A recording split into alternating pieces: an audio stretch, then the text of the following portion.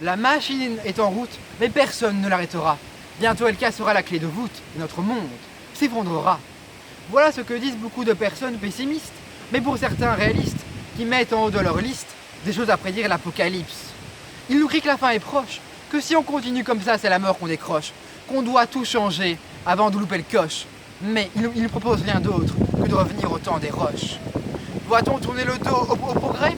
Sur tous les plaisirs et bienfaits, tirer un trait, arrêter de consommer tous les succulents mets et revenir à un monde sectaire et laid? Non, je ne le crois pas, non, je ne l'approuve pas. Se lancer tête baissée dans pareille voie, c'est se laisser dominer par de bien tristes voix, qui dans un radieux avenir n'ont plus aucune foi, mais qui aimeraient sur cette terre faire leur loi. Bientôt, lorsque tu mangeras un kebab ou un hamburger, tu seras considéré comme un monstre de film d'horreur. Dès que tu rempliras ta piscine avec de l'eau, tu seras directement lynché par les écolos, qui te feront passer pour une grosse merde, surtout si tu vas en vacances au Club Med. Moi, je refuse un tel monde, dans lequel on ne voyagera que sur quelques lieues à la ronde, où on ne pourra même plus communiquer par des ondes, et où les séparations entre cultures seront à nouveau profondes. Et puis la population est en général bien trop attachée à son confort et à la surconsommation des gens du Nord. Une politique de rationnement lui ferait trop de mal. En tout cas, moi, je n'arrêterai pas de manger de la viande. Je prendrai l'avion pour aller visiter les Andes. Et puis la science trouvera des solutions, meilleures que de traverser l'océan en voilier coûtant des millions, pour lequel on devra faire venir en avion 6 marins pour le ramener dans son port de prédilection. On pourrait par exemple refaire des zeppelins, vu qu'ils polluent beaucoup moins que les oiseaux de fer dont Greta se plaint.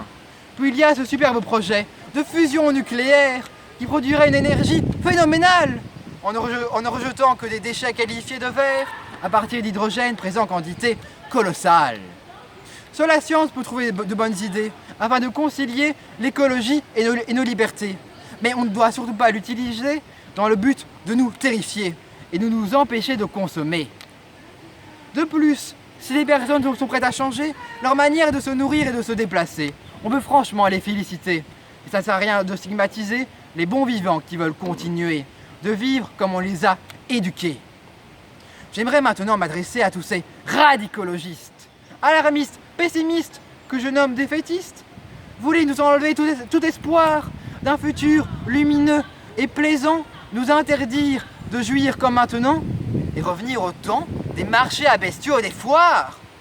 Arrêtez tous vos plans foireux, d'un repli sur soi qui serait désastreux. La mondialisation est un bienfait, car elle enrichit les pays pauvres qui souffraient. Et l'argent est le terreau pour tous les projets, surtout pour faire une politique qui a pour la nature du respect.